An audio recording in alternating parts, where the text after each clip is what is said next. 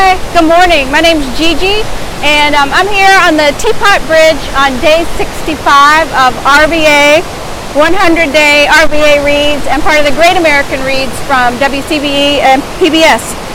The book I selected to talk about today is The Adventures of Tom Sawyer by Mark Twain. I selected this book in full candor because my dear friend Patty suggested it. Tom Sawyer, The Adventures of Tom Sawyer by Mark Twain is set in 1840s in a small town in St. Louis called Hannibal along the Mississippi River. It was published in 1876. The Adventures of Tom Sawyer is often banned because of the presence of racial slurs and Twain's derogatory portrayal of Native Americans. So this is troubling. And yet we know that often in fiction, the use of satire and irony to uplift social criticism is an important role of literature. And Twain does it effectively with satire and irony, really calls out his contemporary society on ignorance, cruelty, and bias. I first read Tom Sawyer when I was 15. And in rereading it again in the last few weeks, I noticed as a reader that I became really uncomfortable with a lot of the language and the racial slurs. So the question is, do you stop reading because you're uncomfortable?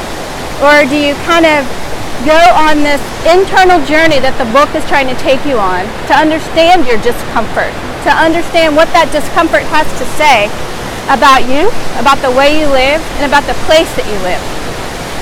So I'm committing to myself to reread Tom Sawyer, and because I believe that we need diverse books. Go look that up. We need diverse books. That's a movement that's really important today because it's helping us to understand how the evolution and portrayal of the full and complete American story is taking place in fiction from authors of so many different backgrounds. So I'm going to go read and reread The Adventures of Tom Sawyer. And I'm going to do it in collection with some other great books that have important social criticism, important uses of humor, irony, and satire.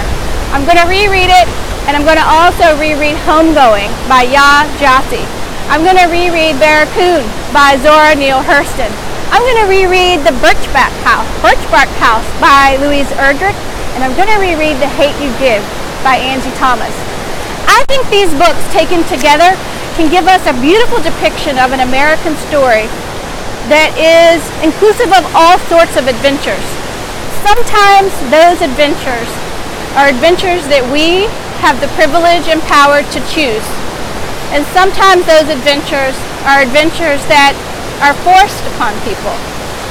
So I think these are some good questions we can ask ourselves about Tom Sawyer and about the books that we'll read together with Tom Sawyer. What does it mean to choose an adventure? What does it mean to be forced onto an adventure that becomes a part of yourself that you didn't choose?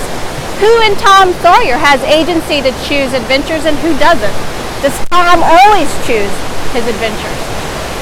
I want to ask questions about these books like, what does it mean to live in a place where there's water? What are the stories that unfold when people live along rivers, along oceans? And what does it mean when we live in places where there is no water? I want to ask questions about these books like, what does it mean to live in communities where there are multiple generations? How do we treat people who are older? How do we acknowledge that life experience continues to shape us from childhood all the way until elderhood? So I'm very grateful for this opportunity to talk about Tom Sawyer. I'm grateful for my friendship with Patty, who challenges me in my reading and as a reader to grow and expand in reading many diverse books.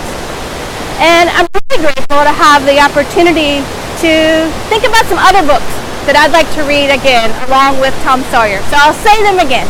I'd like to reread with Tom Sawyer Barracoon by Zora Neale Hurston, and Homegoing by Gigi, and The Birchbark House by Louise Erdrich, and The Hate U Give by Angie Thomas.